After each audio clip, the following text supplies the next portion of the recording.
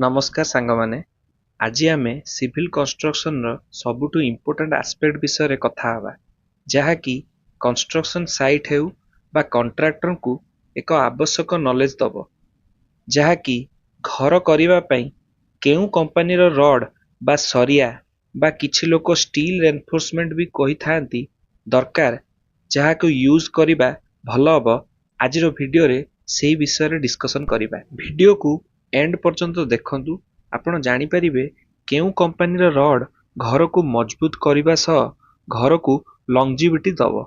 प्रथमे आपण जानिबा कथा मार्केट रे केउ प्रकार रड मिली थाए। मार्केट रे साधारणतः दुई प्रकार रड मिली थाए जहाँकि माइल्ड स्टील एवं अन्यटी हला टीएमटी बार। माइल्ड स्टील कंस्ट्रक्शन काम रे यूज हुएनी, एहा अन्य रड थारु सस्ता एवं वीक थाए।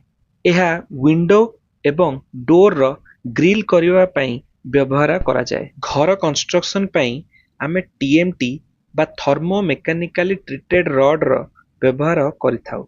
एहार सरफेस रफ होई थाए किंतु माइल्ड स्टील रो सरफेस बहुत स्मूथ बा प्लेन थाए।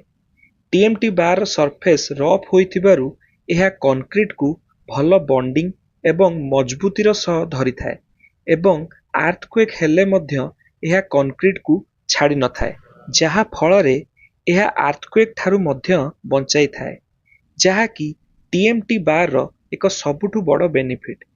टीएमटी बार विभिन्न ग्रेड रो थाए जहा कि एफई 415, एफई 500, एफई 500D एवं एफई 600 मध्य मिली थाए। घर पई आमे एफई 415, एफई 500, एफई 500D रो व्यवहार करिथाउ एवं बेसी बड़ एवं हेवी स्ट्रक्चर किंबा हाई राइज बिल्डिंग हेइथिले एफई 600 भली रड रो व्यवहार करिथाउ।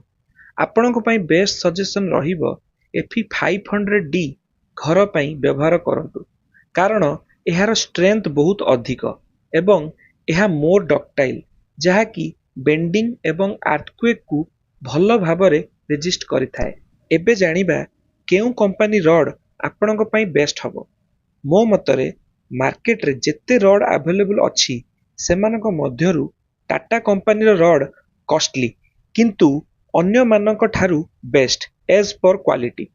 आज दिन मानकरे आमे जेते आरसीसी कंस्ट्रक्शन काम रे टाटा रड व्यवहार करथाउ। एहा व्यतीत आपण भाईजैक, सेल एवं रुंगटा रड रो व्यवहार करि परिबे।